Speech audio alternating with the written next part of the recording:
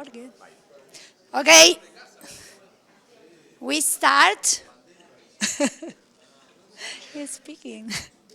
It's my pleasure to introduce Jorge Lauret from Córdoba, Argentina, and he will speak about stable homogeneous Einstein metric. Thank you, Anna. Well, I'd like to thank the organizers for the invitation. Hello. I'd like to thank the organizer for the invitation and, well, the sponsors for making it possible. Thank you very much. I'm so glad to be here. It's not my first time in IMPA. Okay, so this will be is joint work with Emilio Lauret and Cynthia Will. Cynthia Will from Córdoba and Emilio Lauret from Bahía Blanca, Argentina, in the south. Okay, so let's start with a compact manifold, dimension n. It was Hilbert who proved that Einstein metrics are precisely the critical points of the total scalar curvature function. I'm using the same notation for scalar and total scalar, but it will be clear. On this huge space of all Riemannian metrics on the manifold, okay, of volume 1, of course. But okay, this M is as I say, is like a monster space. Anyway, it's an open cone in the vector space of all symmetric two tensors. So it's an invariant of M, let's say. And so then the tangent space at any point, now a point is a metric, is the space of symmetric two tensors. And for all this first part, Best's book is a very good reference. These are very classical stuff. The tangent space, then, you have this is the tangent space of all metrics which are isometric to G, so like trivial variations. Then, of course, you have conformal variations here. And the most important part are these TT tensors. T is transversal or divergence free, and the other T is traceless. Okay. Okay. So that's the decomposition of the tangent space, and because we would like to know what kind of critical points are Einstein metrics. Okay. Einstein metrics are already very, very distinguished metrics on M, but, well, can they be, I don't know, local mean, local max? That would be even better, even more special among Einstein metrics. Okay, so assume that G is Einstein, take the second derivative as in calculus. We are in infinite dimensional manifold, but take the second derivative, and so it is known, all these are very strong results, but of course for trivial variation is 0, for conformal variations is positive, and for TT tensors is mostly negative. Okay, so these critical points are all saddle points. But on this TT, I say mostly because the nullity and the co-index are both finite. Okay, so this was proved by Berger and Koiso independently, and so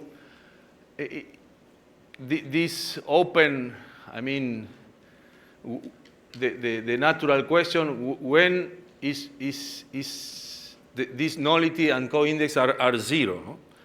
And a nice thing, a very nice thing, is that these TT tensors are the tangent space of the submanifold, say, of scalar constant scalar curvature metrics, okay? So it has a very nice meaning. And so what you get is that this functional, restricted to constant scalar curvatures of volume 1, may have local max, okay? May have negative definite Hessian or second derivative, okay? So it's a very natural question, which Einstein matrix, is it possible to have a local max?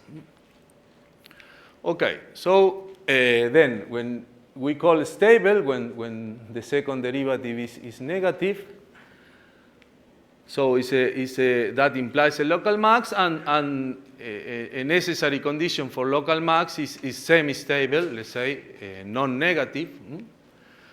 And let's call neutrally stable in the case we have semi-stable, but we have some zero eigenvalue for the Hessian, okay? So take an Einstein metric. Well, the Hessian is this. Is 2 rho. Rho will be in the whole chalk the Einstein constant. The identity minus this Lignerovich Laplacian. Okay.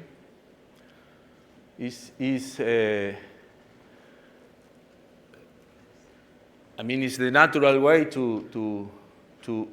is the natural operator on symmetric two tensors, and we are interested then in the smallest eigenvalue to decide if our Einstein metric is stable or unstable. Okay.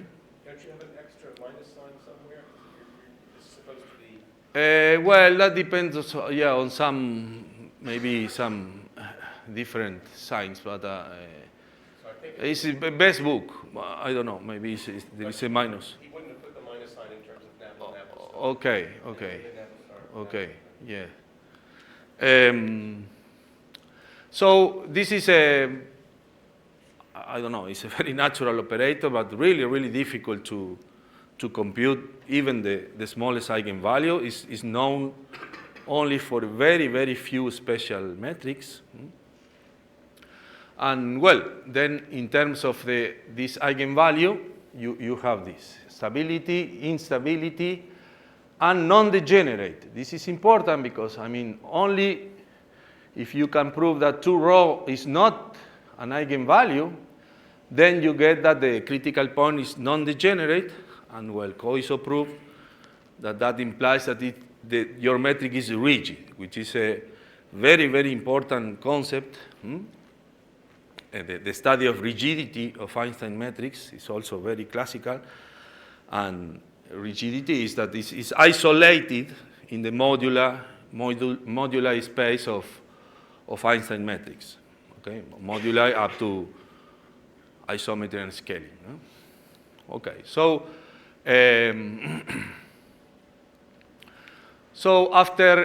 for symmetric spaces, the stability of symmetric spaces was studied by Koiso, and then after all this work, some work very recent, is finally there is a final conclusion about the stability of symmetric spaces. Some of them are stable, actually most of them are stable. Some others are unstable. And you have these five spaces,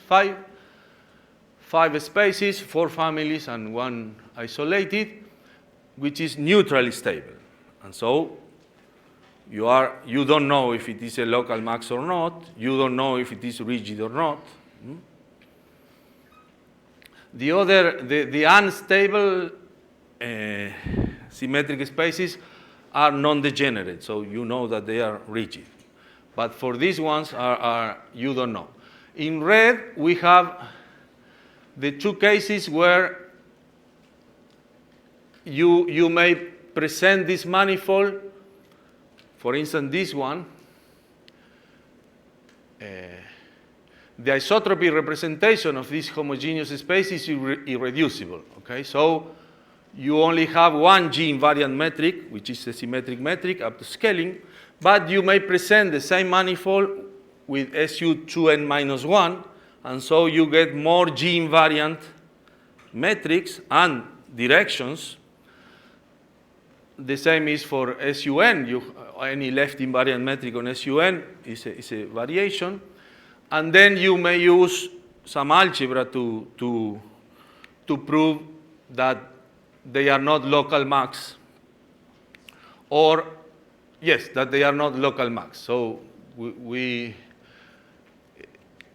just gave an alternative, simpler proof of the fact that these metrics are not local max, but you prove that in some direction is an inflection point.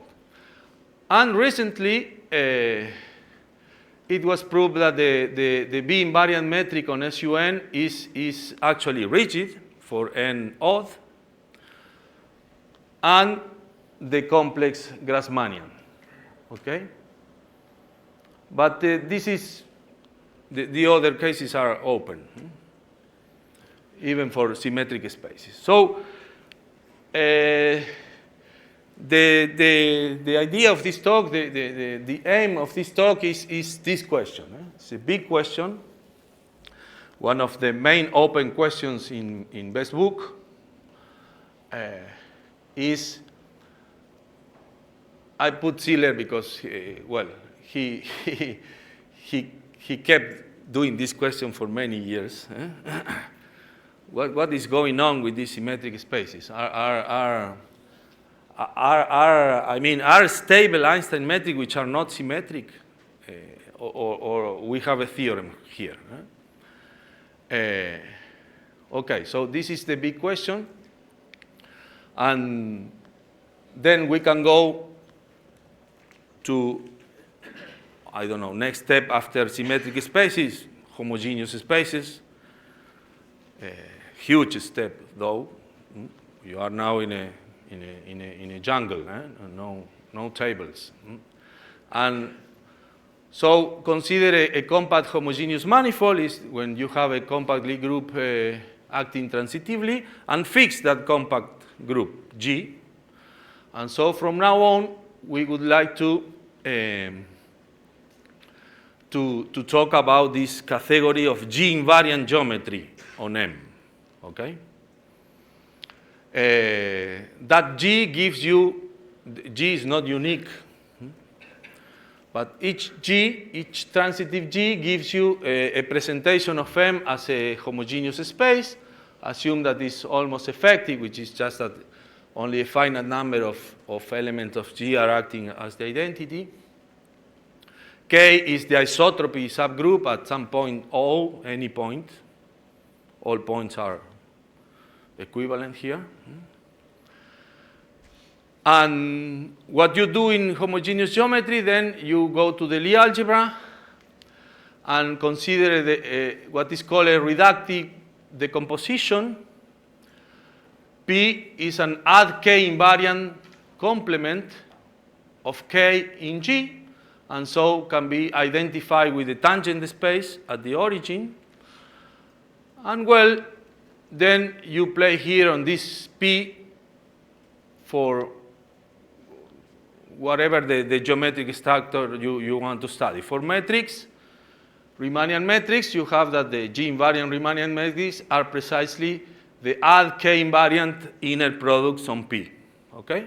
But if you want to do some G2 geometry, well, the first challenge is a representation theory question, which homogeneous spaces admit a G2 structure add K invariant on P, and well, the same for spin 7, any. This, of course, the most famous structures are classified homogeneous spaces admitting one. Admitting at least the tensor, then you can ask for more properties, of course. For instance, closed G2 structures, no, it's not possible. Only co-closed in this context.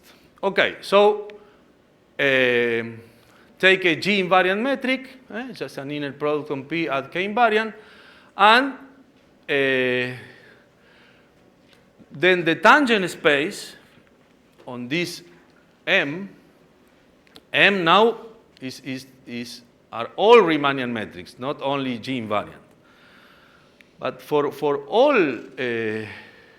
I mean, the symmetric two tensors, since the metric is homogeneous, is that they still have some algebraic flavor.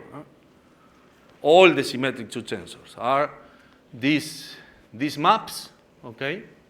And you can do this for any kind of tensors. And then you enter in the, let's say, harmonic analysis world, okay? You have this, the left regular representation, and you have this decomposition for each gamma irreducible representation. You have a G invariant subspace of symmetric two tensors, and well, then you have to, yeah, if you wanna compute the stability, or you wanna prove that your metric is stable, you have to understand the Lignerowicz Laplacian, or at least the smallest eigenvalue, or at least, of course, estimates on each of these subspaces. But when we started, we noticed that here, of course, you have for the trivial representation, you have what is the G invariant directions, and well, we noticed that this was also open. I mean, it was not understood at all, the second derivative, even on G invariant variations. Okay, just few examples of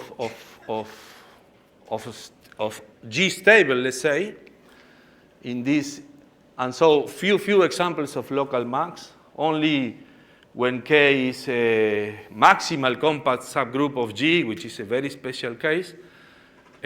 Mackenzie Wang and Wolf and Siller proved in the 80s that there is a global max in this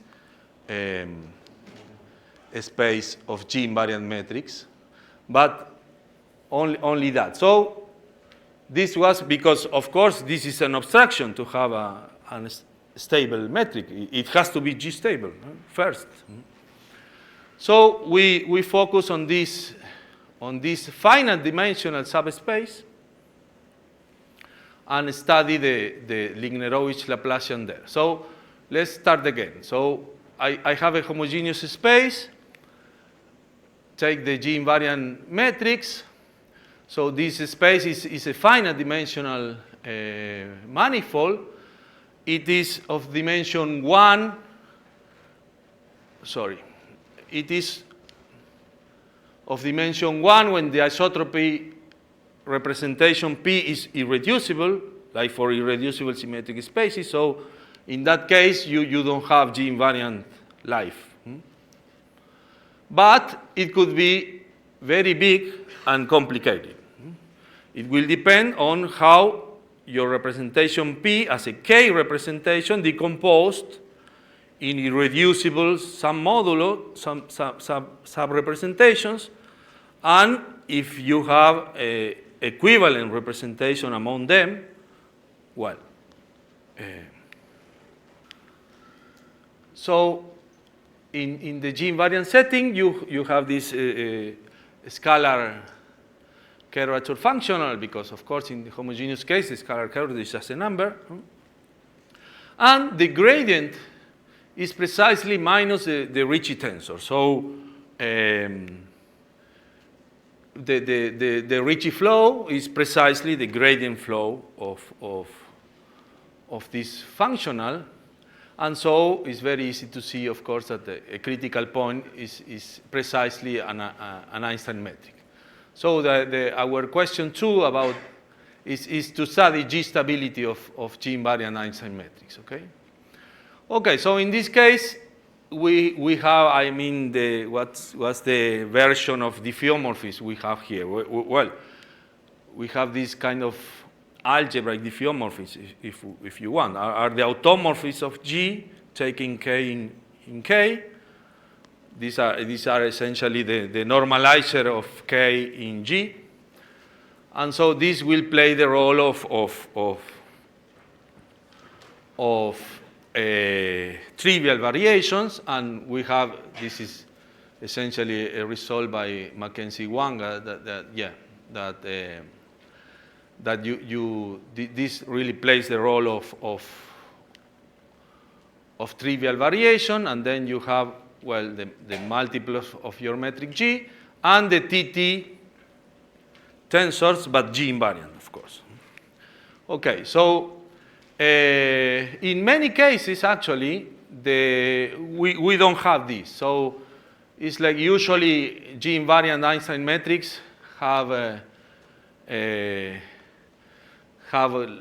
these automorphisms as symmetries. Only few. It's difficult to find actually Einstein metrics such that some of these automorphisms is not a symmetry. Okay, so usually you have that this tangent space is 0. So it's like the tangent space where you have to study the second derivative is just G invariant TT tensors. And so it's traceless symmetric operators on P. Okay? For instance, in the natural reductive case, if you don't have the trivial representation in P, in the multiplicity free case, which is when P decomposes as non-equivalent representations. Okay. So the application of this study of G stabilities, well, of course, I mentioned this, if it is G stable, it's a local maximum, and no examples were known. If it is G unstable, is also interesting because you are proving that it's unstable, of course. And so you get all these consequences proved by Kauhe and Kronke, for instance, that it is Ricci flow dynamically unstable, your metric. Thank you.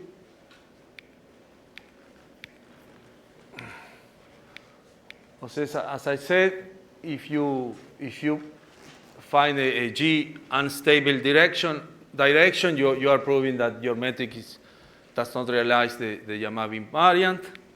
And well, if you prove that it's non-degenerate, you only have to show that 2 rho is not an eigenvalue of the Ligneroli Laplacian. You're proving the G rigidity, let's say, the rigidity among G invariant Einstein metrics, which is important because we have also this open question from Best's book that whether any compact homogeneous space G over K admit only finitely many Einstein metrics up to isometry and scaling. Okay? So this is one of the main problems in the subject. Or since Bem, Wang, and Siller proved that this space of G invariant Einstein metric is compact, then the same question you are asking if they are all rigid. In a compact, a finite subset of a compact. So that's why we are interested in G rigidity. Okay. Okay. So Ricci curvature. So let's go a little more technical, but not that much. I mean, consider then this K plus P, the reductive decomposition. Well, a formula for the Ricci operator is given by this part is just a Killing form restricted to P and written as a symmetric operator with respect to your metric G. So that's only the killing. It's a very algebraic part of the Ricci curvature. And the other part is algebraic, but in a different sense. It's defined by this M, where theta is this representation. Okay, you have this representation, GLP representation on the space of these brackets on P, and so some of you may notice a formula for the moment map. Okay, so this is the moment map for this representation from geometric invariant theory, and so, for instance, when K is trivial, that you have a Lie group G, so P is G, and so in this vector space is where actually the variety of Lie algebras live. Okay, fix G the vector space, n-dimensional vector space, and consider all Lie brackets. That gives you a real algebraic subset, a real variety. And you have this moment map used by GIT people. And fortunately, there are a very nice interplay. For instance, for nilpotent Lie algebras, you don't have a killing form, so your Ricci curvature is the same as the moment map. And so the Ricci flow is the same as the famous gradient flow for the square norm of the moment map, which has beautiful properties. The Ricci solitons are the critical points of this square norm of the moment map, and so the orbits are precisely the isomorphist classes of Lie algebras or Lie groups, and so you can flow in this variety of Lie algebra. You have something like equivalent to the Ricci flow, but very well studied, and then this is very nice also because in the limit you may change the orbits of the GLN orbits of Lie brackets are not closed. So in the limit you may change to the different Lie algebra. So in the Ricci flow is like you are flowing. In the limit you are getting a left invariant metric in a different Lie group. Okay, and so we have used this for 20 years. In the nilpotent, in the solvable case. Okay, so this is, and the question of, for instance, which nilpotent Lie groups admit the Ricci soliton is equivalent at which orbits admit a critical point for the square norm of the moment map, which are in GIT, when you don't have closed orbits, which are the very special orbits in GIT, you get this, the next special are these orbits with a critical point of the moment map instead of a zero. But well, Let's come back to this context, compact homogeneous, and well, the Lignerovich Laplacian. So we have then these symmetric ad k invariant operators. That's our tangent space. And so the Lignerovich Laplacian is an operator here.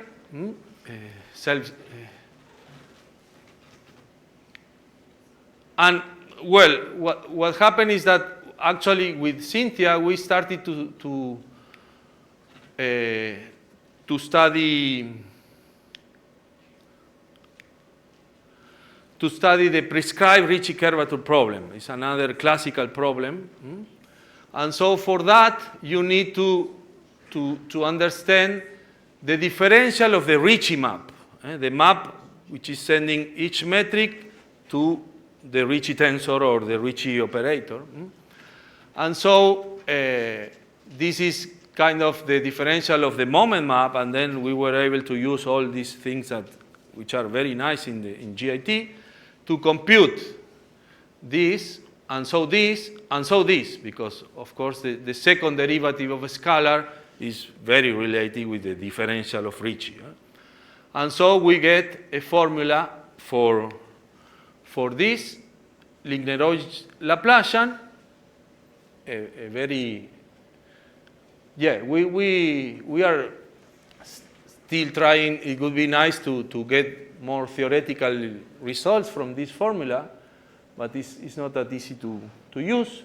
But here is the formula, and well, for applications, if you take a decomposition of P in irreducible submodels and take this subspace of add K-invariant symmetric operators on P, this is equal if and only if the representation is multiplicity free, but if you have equivalent, it is much more difficult. But on this subspace, for any, this would be like let's say the diagonal directions, and this is for a diagonal metric, that formula becomes this really, you have a matrix, a symmetric matrix, using the structural constants of these PIs. This IJK is how you PI, PJ, the Lie bracket of PI, PJ, how goes how to project to PK. That's the number. And this is good because in most of the literature, already 40 years of literature about existence of Einstein metrics on homogeneous spaces, most of the paper, they have to compute these IJKs because the Ricci curvature can be written in terms of this IJK. So they need to compute it to find the Einstein metrics, and then we were able to use all these 40 years of literature with this formula to compute the stability, the G stability of this Einstein matrix. And well, so let's call lambda LG to the smallest eigenvalue of the Lignerowicz on TT G invariant TT tensors.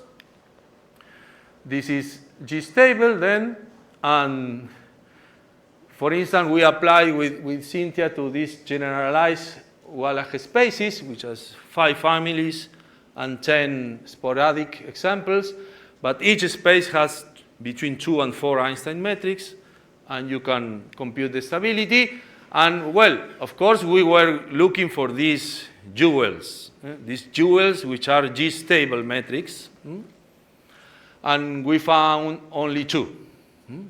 Only 2 metrics that then we discovered that they were in this paper studying Ricci flow, but yeah.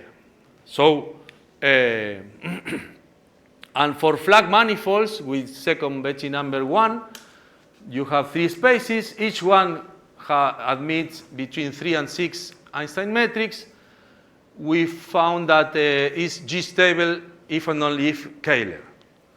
And so we were very happy. Maybe we have a theorem here, but in this subject, you never have a theorem. We went to the second Betti number 2, and well, Kähler, Einstein were unstable. So, well, it's difficult to find theorems in this subject because you are in this discrete, I don't know, subset of homogeneous spaces. But well, and so this is the definition, which is here, of a Casimir operator of a representation. You have a compact Lie group, the Lie algebra, a representation, and this is, as usual, the Casimir operator. Of course, depends of the Q B invariant, the B invariant inner product Q you are taking on K, but we will call like just tau because Q and K will be clear. So this is the Casimir operator. It commutes with the representation. So if the representation is irreducible, it must be a multiple of the identity, and you have the, I don't know, Freudenthal formulas, but we are going to use it now. For instance, for this metric, take a compact simply group. There is a very distinguished metric, which is the given by minus the killing form. It is Einstein, is many things.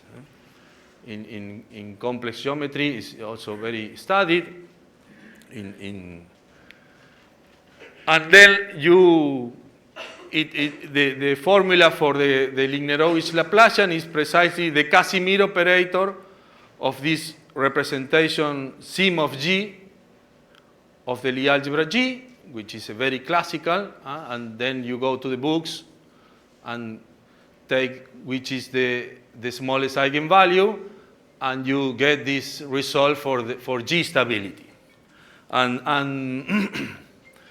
so what you get is the same as Koiso, because all these are symmetric spaces, but that's interesting because we started to know that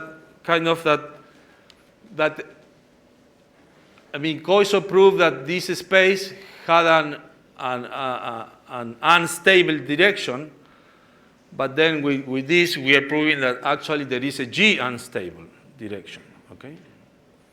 And so we got the same table as Koiso, but okay.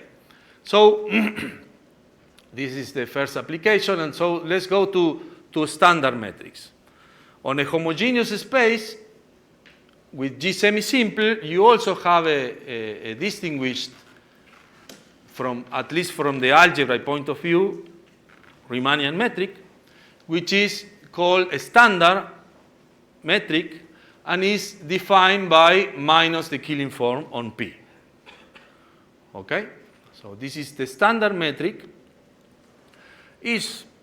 Of course, in this context, everything which is distinguished in one side should be, in some sense, distinguished geometrically. I don't know, this is, for instance, is naturally reductive. That means that the geodesics are just one parameter subgroups of G acting on the manifold. It has non-negative sectional curvature, as any normal metric, actually.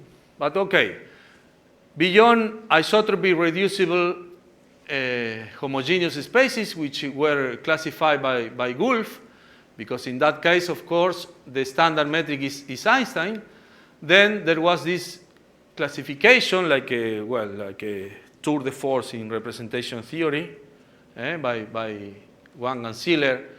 They obtained the classification of which homogeneous spaces with G simple, the standard metric is Einstein.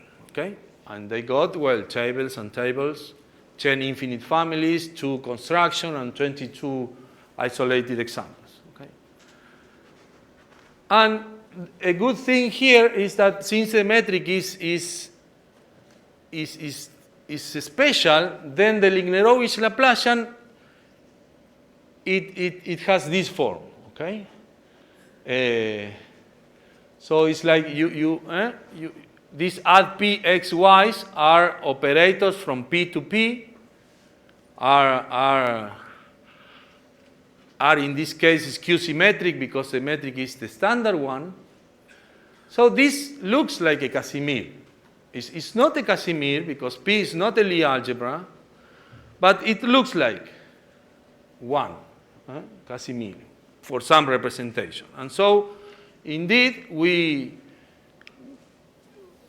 made these computations for this representation sim of G, and indeed inside, let's say, of the Casimir of this representation, if you act with not with any symmetric map, but here is K and here is P. So with one of these A's we are interested, then you find the Lignerovich Laplacian there. Okay?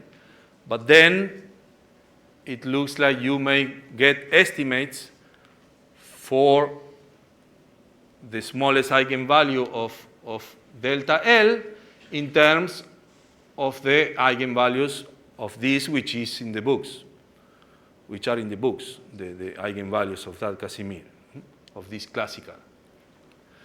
And another thing is that the standard Einstein metric is Einstein if and only if the Casimir of the isotropy representation is a multiple of the identity.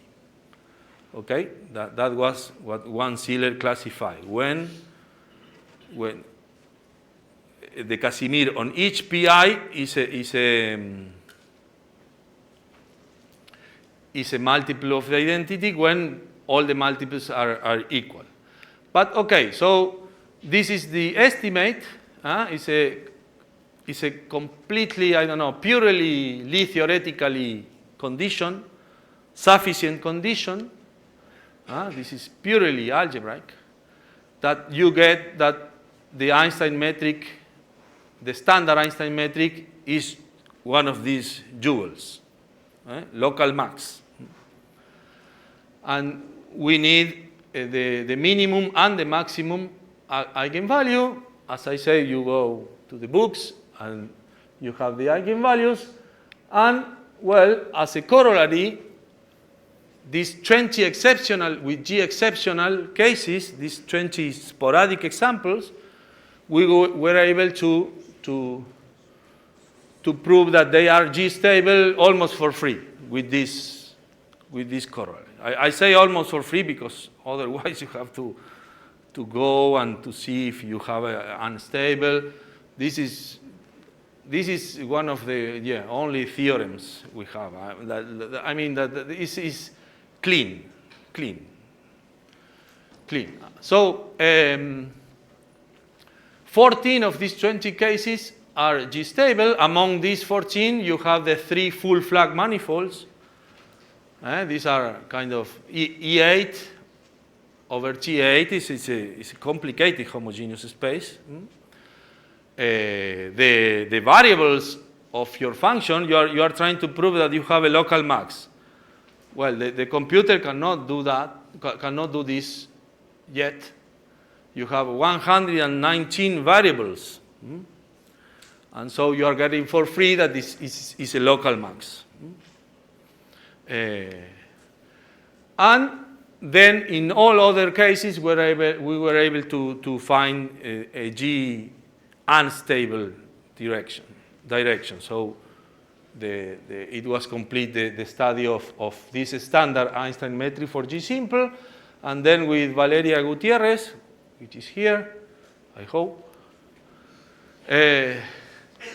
we studied the G stability for G non-simple. It's very strange, but for G non-simple, it's open. Yeah, it's open when the standard metric is Einstein. For G non-simple, in general, it's like G non-simple is mostly unexplored. But we prove that they are all G unstable. So let's back to our big question. So then we obtain these candidates to be stable in the general case, and Schwann, Semmelmann, and Weingart, okay, prove that one of the two jewels we found is indeed stable. So this was the first example of a non-symmetric stable Einstein manifold. And more recently, Paul Schwann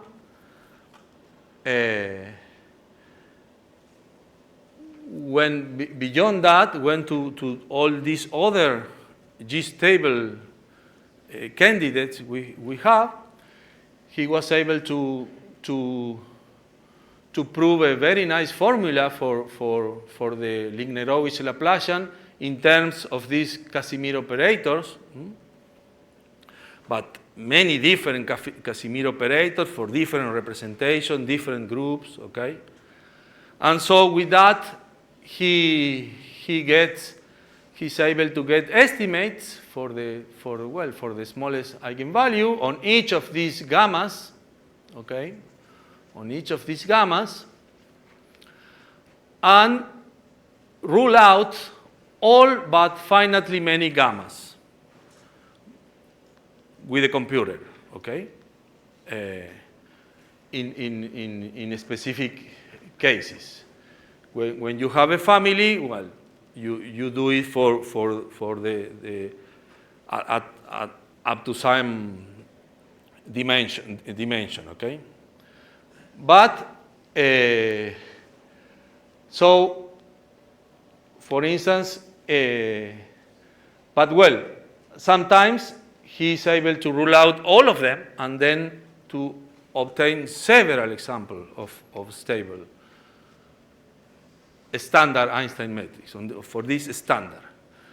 In these three cases, here, when I say reducible, means that the isotropy representation is reducible, so there is G-invariant life, okay? There are G-invariant directions. So he was able to rule out all but the trivial representation. And then, with our result, these three are in collaboration, let's say. We get that three new examples of stable Einstein metrics. But, well, of course, he got many others without our help, without survivors, and 12 more in this case. These are the sporadic examples. Then you have families. When I say families, is SUN for any natural n, okay, these families. Here also, well, as I said, it depends on your computational capacity. 20 spaces. In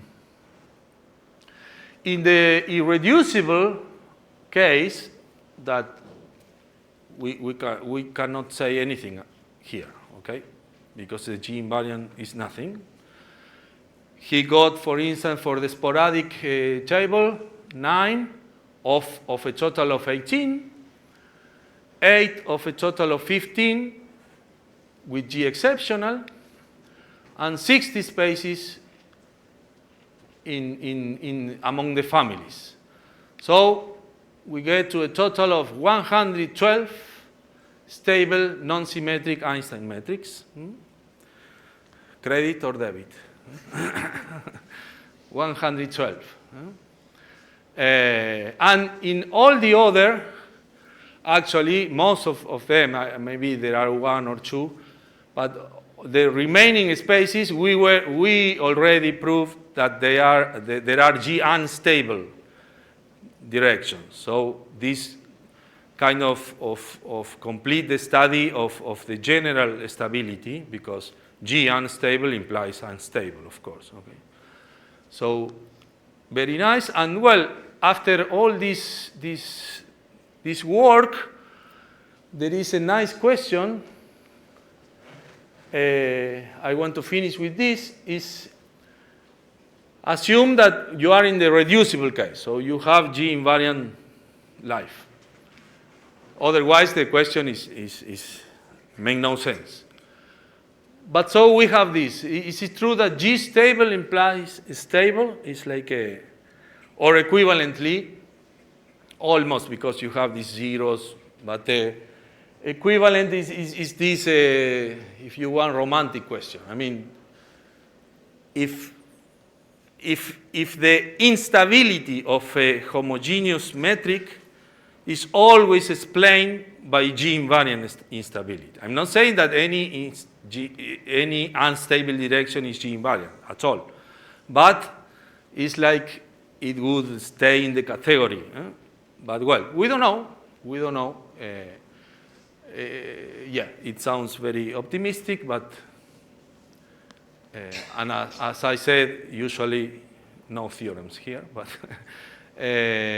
and well, this is because if this is true, if the answer to question 4 is yes, we have many other examples of these jewels which are not standard metrics, and then we will have many other. We have a lot of by now. But so the stability is not strange at all, okay? But yes, thank you very much.